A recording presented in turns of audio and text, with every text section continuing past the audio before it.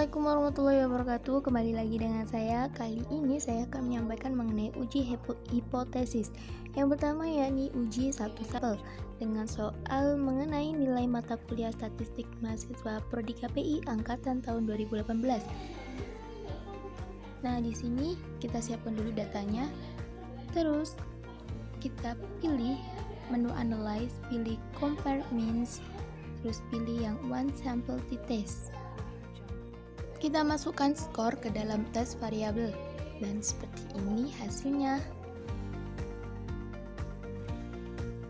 Untuk uji hipotesis satu sampelnya didapatkan hasil kesimpulan seperti ini, yakni N80 di sini adalah jumlah semua data mahasiswa KPI angkatan 2018 dan didapatkan mean atau rata-ratanya ada 93. Didapatkan pula nilai T hitungnya sebesar 10,479 yang berada di area tolak H0. Begitupun dengan nilai P value-nya sebesar 0,000 yang artinya lebih kecil dari 2,5% atau 0,025 sehingga berada di titik tolak H0 juga. Artinya rata-rata nilai statistika mahasiswa KPI angkatan 2018 tidak sama dengan 85. Artinya tidak semua mahasiswa KPI mendapatkan nilai 85. Lanjut untuk tugas yang kedua yakni analisis uji T2 sampel saling bebas dengan kasus keterlibatan kerja karyawan dengan model kepemimpinan transaksional dan transformasional. Untuk datanya kita rubah dalam variabel view, khusus model kepemimpinan kita kasih values dengan kode 1 model kepemimpinan transaksional dan 2 model kepemimpinan transformasional. Kita kembali lagi ke data view, terus kita pilih menu analyze, pilih compare means, terus kita pilih yang independent sample t-test dan kita masukkan variabel keterlibatan kerja ke tes variabel dan model kepemimpinan ke grouping variabel.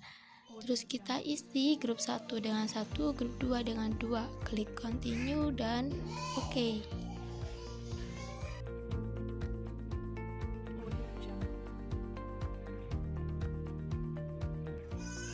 Untuk hasil independent sample t-testnya kurang lebih seperti ini. Nah, untuk kesimpulan akhirnya dari uji beda rata-rata jika varian tidak diketahui, didapatkan hasil nilai T hitung sebesar 1,288 yang berada di area terima H0. Kenapa? Karena nilai T hitung itu lebih kecil dari nilai taraf signifikan yang dilihat dari daftar tabel T. Dan yang kedua untuk nilai P value-nya sebesar 0,206 yang artinya lebih besar dari 2,5% atau 0,025 sehingga ia berada di area terima H0 juga. Artinya rata-rata keterlibatan kerja model transaksional dan transformasional adalah sama. Atau dengan kata lain, pemberian model transformasional belum memberikan dampak yang signifikan terhadap peningkatan efisiensi keterlibatan kerja karyawan. Dilanjutkan untuk tugas yang ketiga mengenai analisis uji T2 sampel berpasangan dengan kasus sebuah perusahaan yang bergerak di bidang marketing ingin meningkatkan kinerja karyawannya dalam hal menjual produk. Untuk itu, perusahaan tersebut memberikan training kepada karyawannya. Apabila training tersebut efektif atau tidak, terdapat kemampuan menjual barang, baik itu sebelum atau sesudah di training.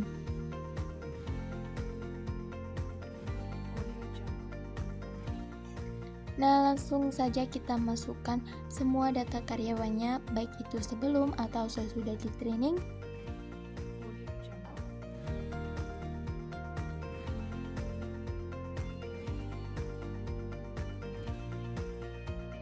Untuk melihat adanya peningkatan atau tidak, langsung saja kita klik menu analyze, pilih compare, kemudian pilih pie rate sample t-test dan masukkan kedua variabelnya, yakni variabel sebelum dan sesudah.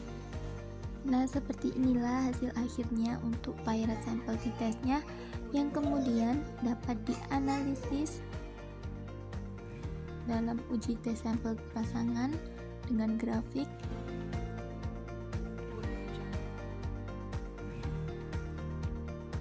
kemudian didapatkan bahwa nilai T-hitungnya sebesar 2,509 yang berada di area tolak H0 karena nilainya lebih besar dari nilai 1,96 yang merupakan nilai taraf signifikasi.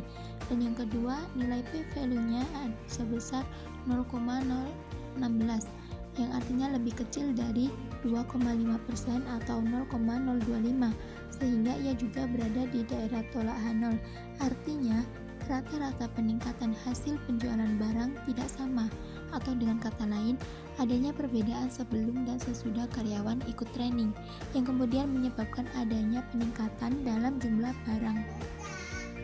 Kurang lebih seperti itu tutorialnya. Sekian dari saya. Wassalamualaikum warahmatullahi wabarakatuh.